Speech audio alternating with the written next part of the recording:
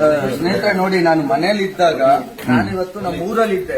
ನನ್ನ ತಮ್ಮನ ಮದುವೆಗೆ ಊರಿಗೆ ಬಂದಿದ್ರೆ ಅಬ್ದುಲ್ ರಜಾಕ್.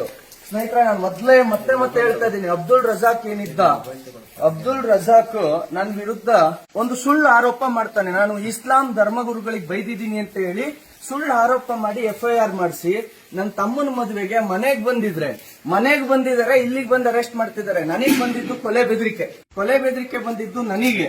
ಆದ್ರೆ ಅರೆಸ್ಟ್ ಮಾಡ್ತಾ ಇರೋದು ನನ್ನನ್ನ. ಕಂಪ್ಲೇಂಟ್ ಕೊಟ್ಟಿದ್ದು ನಾನು, ನನಗೆ ಕೊಲೆ ಬೆದರಿಕೆ ಇದೆ ಅಂತ. ಆದ್ರೆ ನಾನು ಯಾರ ಕಂಪ್ಲೇಂಟ್ ಕೊಟ್ಟು ಅವ್ರನ್ನ ಅರೆಸ್ಟ್ ಮಾಡೋದು ಬಿಟ್ಬಿಟ್ಟು ನಾನು ಇಸ್ಲಾಂ ಧರ್ಮಗುರುಗಳಿಗೆ ಬೈದಿದ್ದೀನಿ ಅಂತ ಅಬ್ದುಲ್ ರಜಾಕ್ ಒಬ್ಬ ಸೋಷಿಯಲ್ ವರ್ಕರ್ ಇದಕ್ಕೆ ಸಂಬಂಧಪಡದೇ ಇರೋ ಥರ್ಡ್ ಪಾರ್ಟಿ FIR ಮಾಡ್ತಾರೆ. ಆ FIR ಮಾಡಿದ ತಕ್ಷಣ ನನ್ನ ಮೇಲೆ FIR ಮಾಡ್ಕೊಂಡು ಅರೆಸ್ಟ್ ಮಾಡ್ತಿದ್ದಾರೆ. ನನಗೆ ಗೊತ್ತಿಲ್ಲ. ನಾನು ನೋಡೋಣ ಮುಂದಕ್ಕೆ ಏನಾಗುತ್ತೆ ಅಂತ. ಸ್ನೇಹಿತರೆ, ನಿಮ್ಮೆಲ್ಲರ ಪ್ರೀತಿ ವಿಶ್ವಾಸ ಸದಾಕಾಲ ಹೀಗೆ ಇರಲಿ. ಈ ಸುಳ್ಳು ಆರೋಪ ಏನು ಅಬ್ದುಲ್ ರಜಾಕ್ ಮಾಡಿದಾನೆ, ಇದೊಂದು ಬಹಳ ದೊಡ್ಡ ಷಡ್ಯಂತ್ರ.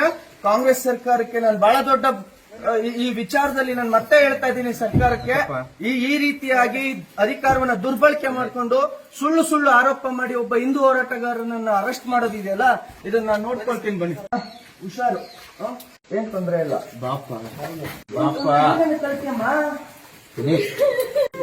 ಕಳ್ತೀಯ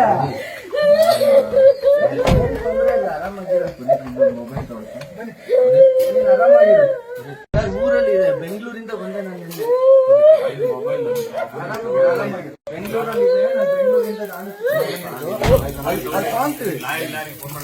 ಏನ್ ತೊಂದ್ರೆ ಇಲ್ಲ. ಮೊಬೈಲ್ ತಗೋ, ಒಂದು ಮೊಬೈಲ್ ಕೊಡಿ. ಮೊಬೈಲ್ ಇಲ್ಲ ಕೊಡ್ರಪ್ಪ.